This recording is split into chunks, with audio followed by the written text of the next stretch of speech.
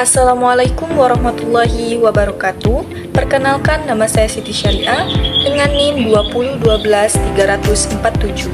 Baik, di sini saya akan menjelaskan mengenai konteks perkembangan sosial keluarga, pola asuh, teman sebaya, dan juga sekolah.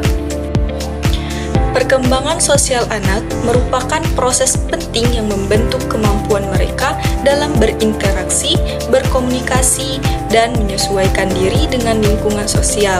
Tiga konteks utama yang sangat mempengaruhi perkembangan ini adalah keluarga, teman sebaya, dan juga sekolah. Pengaruh pola asuh permisif terhadap pertumbuhan dan perkembangan anak usia dini. Pengaruh pola asuh permisif membutuhkan pemahaman yang mendalam. Praktik pengasuhan ini memberikan ruang bagi anak untuk efek yang rumit dan beragam, tergantung pada situasi dan sifat individu anak. Itulah sebabnya penting bagi orang tua dan pemangku kepentingan lainnya untuk memahami dan menemukan keseimbangan yang sehat antara memberikan kebebasan kepada anak dan memberikan batasan yang jelas, serta dukungan yang diperlukan untuk memfasilitasi pertumbuhan dan perkembangan mereka secara optimal. Pentingnya pola asuh permisif yang pertama, yaitu pola asuh orang tua dapat mempengaruhi motivasi belajar anak di sekolah dasar. Nah, yang kedua, pengaruh pola asuh permisif ini tidak hanya berkaitan dengan perilaku anak, tetapi juga dapat mempengaruhi hubungan antara anak dan juga orang tua. Nah, yang ketiga, pentingnya pola asuh permisif ini yaitu untuk membentuk identitas sosial anak. Selanjutnya yaitu peran teman sebaya dalam membentuk identitas sosial. Jadi, teman sebaya itu memiliki beberapa peran dalam membentuk identitas sosial seseorang. Teman sebaya itu berperan untuk memberikan dukungan sosial, moral, dan emosional bagi individu. Bahkan, individu itu telah memberikan dukungan kepada mengenai permasalahan yang dihadapinya kepada teman sebaya daripada orang tua ataupun guru. Nah, hal tersebut karena individu lebih merasa nyaman untuk bercerita dengan teman sebayanya dalam pergaulannya di kelompok teman sebayanya masing-masing yang berkaitan dengan kenyamanan sosial, kaitan dengan hubungan impersonal individu, antara nyaman dalam bercerita, nyaman dalam bertukar pikiran, serta nyaman dalam melakukan kegiatan bersama temannya. Selanjutnya yaitu peran teman sebaya. Adapun peran dari teman sebaya, yang pertama itu memberikan kesempatan pada remaja untuk belajar berinteraksi dan mengontrol tingkah laku sosial mereka. Nah, yang kedua, sarana untuk mempelajari peranan sosial yang baru. Nah, yang ketiga, memecahkan berbagai permasalahan. Mereka belajar mencari solusi terbaik untuk memecahkan masalah yang mereka hadapi dengan berdiskusi mengenai permasalahan yang sedang dihadapi, kemudian mencari solusi bersama. Nah, selanjutnya, peran teman sebaya itu sebagai salah satu agen sosialisasi yang paling berpengaruh bagi individu, sehingga teman sebaya menjadi rujukan atau reference group dalam mengembangkan perilaku individu lainnya. Yang selanjutnya yaitu peran teman sebaya itu yaitu persahabatan dan juga interaksi dengan teman sebaya itu adalah tempat di mana remaja sering mencari identitas mereka.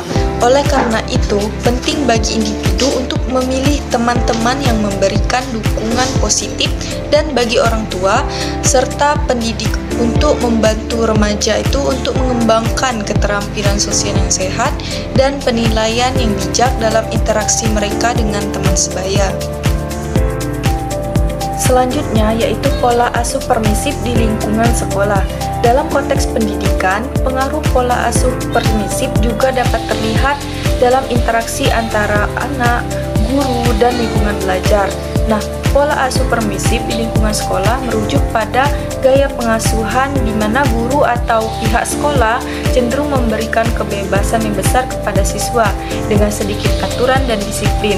Nah, hal inilah bisa terlihat dari minimnya penegakan hukum, pemberian hukuman yang jarang, atau kurangnya batasan yang jelas terkait perilaku siswa di sekolah. Adapun dampak positif dari pola asuh di lingkungan sekolah, yaitu kreativitas dan kebebasan. Siswa mungkin merasa lebih bebas untuk mengeksplorasikan minat dan bakat mereka, serta mengembangkan kreativitas mereka itu tanpa terlalu banyak batasan. Selain itu, kepercayaan diri, lingkungan yang permisif dapat membantu siswa itu merasa lebih percaya diri dan nyaman dalam mengekspresikan dirinya. Nah, siswa itu mungkin belajar lebih mandiri dalam mengambil keputusan dan juga menyelesaikan tugasnya. Adapun dampak negatifnya, yang pertama itu kurangnya disiplin. Jadi siswa itu mungkin kesulitan mengikuti aturan tata tertib sekolah serta kurang tanggung jawab terhadap tugas dan kewajiban mereka. Nah, yang kedua itu prestasi belajar mereka itu menurun, di mana kurangnya disiplin dan fokus belajar itu bisa berdampak pada prestasi akademik siswa. Nah, yang ketiga, kesulitan akan beradaptasi. Jadi siswa mungkin kesulitan beradaptasi dengan lingkungan sekolah yang lebih ketat di masa depan atau lingkungan masyarakat yang memiliki aturan yang jelas. Nah, yang selanjutnya perilaku negatif, di mana pola asuh permisif ini dapat memicu perilaku negatif seperti perundungan, tawuran, ataupun pelanggaran tata tertib lainnya. Nah, selain itu ketergantungan, di mana siswa itu mungkin menjadi terlalu tergantung pada guru ataupun orang lain, dan kesulitan dalam menyelesaikan masalah pun akan tidak terselesaikan secara mandiri. Jadi, dapat disimpulkan bahwa pengaruh pola asuh permisif ini membutuhkan pemahaman yang mendalam. Nah, praktik pengasuhan ini memberikan ruang bagi anak untuk mandiri, tetapi juga harus memiliki efek yang rumit dan beragam. Nah, tergantung pada situasi dan sifat individu dari anak. Nah, itulah sebabnya penting bagi orang tua dan pemangku kepentingan lainnya untuk memahami pentingnya menemukan keseimbangan yang sehat antara memberikan kebebasan kepada anak dan memberikan batasan yang jelas serta dukungan yang diperlukan untuk memfasilitasi pertumbuhan dan perkembangan mereka secara maksimal. Nah, pola asuh orang tua itu dapat mengaruhi motivasi belajar anak, terutama pada anak di sekolah dasar. Sekian penjelasan saya. Terima kasih. Wassalamualaikum warahmatullahi wabarakatuh.